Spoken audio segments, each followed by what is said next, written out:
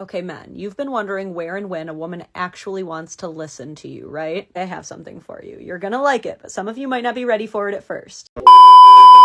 Okay, this says, behind every angry wife, there is a husband who has no idea what mistake he made.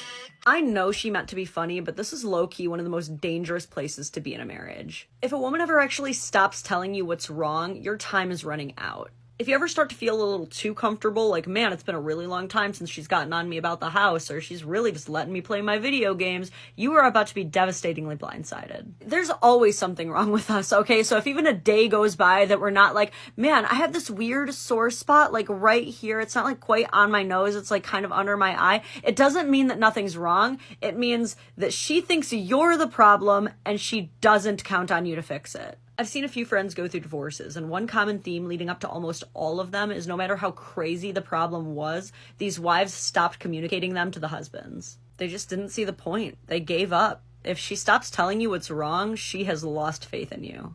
At least that's what it looks like. So if you're a wife who doesn't want to divorce her husband, I highly recommend telling him when he annoys you, because otherwise, he's not going to figure it out. He's just going to keep whistling and dancing, and you're going to be the only one mad. I've been asked to womansplain this. It says, when I get a text from my long-distance boyfriend at 4 a.m. talking about how much he loves me.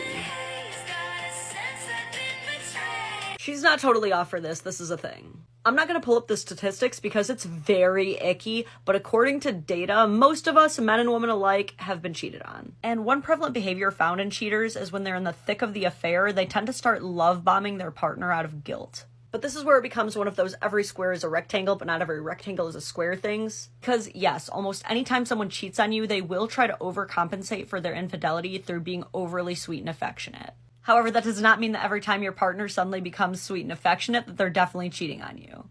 So this fear, this anxiety she has, she's not crazy for feeling it. It is grounded in reality and maybe even past experiences, no matter how clean your record might be. But just as importantly, if you're the lady in the situation, you either have trust or you don't.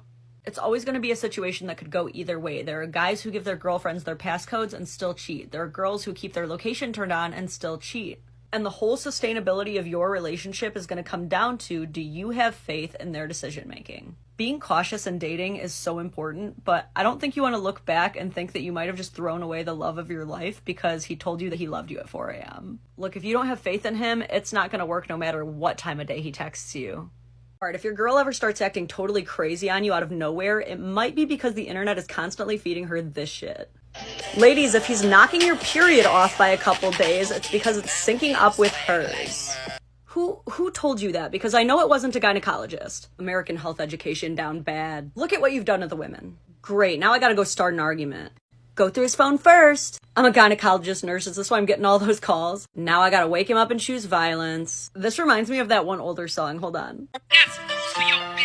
Why you coming home 5 in the morning? Something's going on, can I smell your dick? No, but you know what's really gonna knock off your period is the stress that comes with believing random conspiracy theories on the internet about wieners being magical pheromone transfer wands. This is all to say, if you're ever on a date with a girl and she says something to you along the lines of, you know, I just don't believe everything I see on the internet, that girl is a green flag. That is the greenest green flag she can give you. Because right off the bat, you know, a girl like that, she's not judging her own confidence based off of artificial beauty standards, which is huge. She's not forming her own ideologies based around viral news articles, which is huge. That's an objective woman who can see both sides. King, if your girl ever tells you she doesn't believe everything she sees on the internet, green flag, wifey, you have my blessing, go! I want to go, but I just don't want to have to put air in my tire.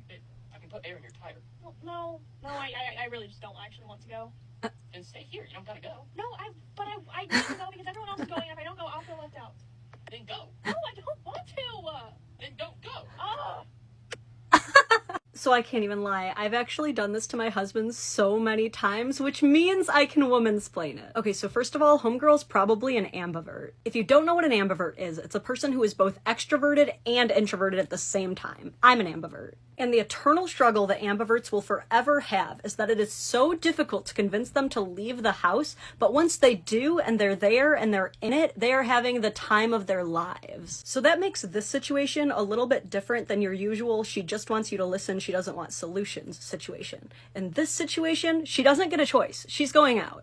If you're the dude in the situation, you're gonna have to just take control now. Stand up, say, I'm putting air in your tires, you're going out tonight, I'm staying here and catching dubs with the boys. Because at this point, it doesn't matter what she wants. This is what she needs. Do you know how many dates an ambivert turned down before they finally said yes to you? They trust you and your executive decision making. Make them go out and have fun. My husband has been forcing me to go out and have fun with my friends for almost 10 years now, and I trust that man with my life. Every other situation where she just wants to vent, just listen. But if it's between staying home and doing nothing or going out with her friends, make her go out with her friends. Trust me.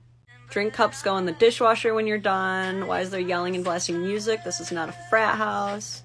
He obviously left those out while doing the dishes. Oh my god, this. Okay, these texts seriously need to be shown to boys during the health talk in high school. Just get them ready for all the realities. I'm sure you've heard people say all women are expensive, you just need to pick one in your price range. Well, they also all have certain cleaning standards, and you need to pick one you can keep up with. So if you're dating a girl who never has dishes in the sink, don't take that away from her. It's a really crappy thing to ask your partner to lower their standards for you in the relationship. And at the same time, if you think it's unrealistic for there to never be dishes in the sink, you're not wrong. Half the population actually agrees with you. It's just that the other half doesn't. Now, I could be off on that, but when I polled my audience and asked, do you think it's normal for there to always be some dishes and some laundry, or do you have it all under control? It was a 50-50 even split. That means that probably half of us are in relationships with people with a different cleaning standard than us. That means that a lot of us are either the ones sending these texts or the one receiving these texts, and both positions suck. Even the OP is self-aware of this, making the caption, "I'd hate me if I wasn't me." Given how important equitable domestic labor contributions are in relationships, especially to women, you really only have two options as a man. Either find a woman you can keep up with, or find a woman worth elevating your standards for. But asking a woman to lower hers for you is not gonna work out well, trust me. One of the biggest differences between men and women is that women do not care how hot men think they are. Especially if she doesn't like you. But even if she does like you as a man could tell a woman that she is an ethereal beauty rivaled only by the fairest of maidens. She will still be like, yeah, but I've gained a little weight. And you could be like, that's fine, put that little cookie pouch right here on my forehead. And she'll be like, but I'm breaking out, I look like a pizza. And from there, you could even say, that's fine, you're my little extra most bestest hot and ready, get over here. And it's not gonna work. She is never going to care or believe you. A woman does not simply accept a compliment from a man. But best believe if some random lady off the street told her she was an ethereal beauty rivaled only by the fairest of maidens, she would not shut up about it for weeks. Women care about as much for men's opinions on their physical appearance as men do about how much women earn. They don't. For a man to make a woman feel beautiful, he has to recognize her from the inside. It happens when you say things like, I'm doing this for you because you deserve it. It happens when you remember our favorite sandwich from Panera or which book we read over and over as a kid. Seeing a woman for who she is, for the qualities you can't see and have to learn, will make her feel more beautiful than any objective compliment out there. Okay, men, you've been wondering where and when a woman actually wants to listen to you, right? I have something for you. You're gonna like it, but some of you might not be ready for it at first. Okay, if you have kids around or you're in a grocery line, I'm gonna give you a second to turn your volume down. I've still got captions on.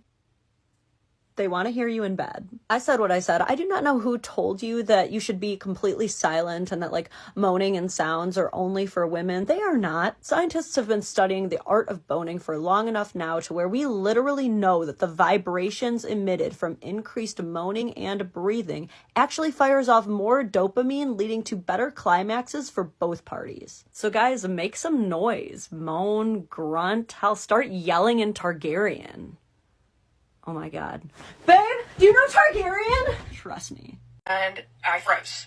I sat there with my mouth open, not knowing what to say because I knew I could not lie. See, people want to say that guys are dumb, but they are definitely figuring out our tricks. But if you're new here, yes, group chat ghostwriters are a thing. If you have ever gotten into an argument with a woman through text, odds are highly probable that your entire conversation has been shared to a full panel for peer review. For as long as you're willing to entertain it, you could be talking to 4 or 5 whole-ass people stacked on top of each other in a trench coat. That dude's call-out was incredible. Another great way to avoid this is to just call. And if they can't talk in the moment, you're totally allowed to say that you don't argue through text. It's way too easy for there to be miscommunication, and the phrase "too many cooks in the kitchen" applies to relationships too. Careful how many people you let in, because it's a good way to have a lot more fires to put out.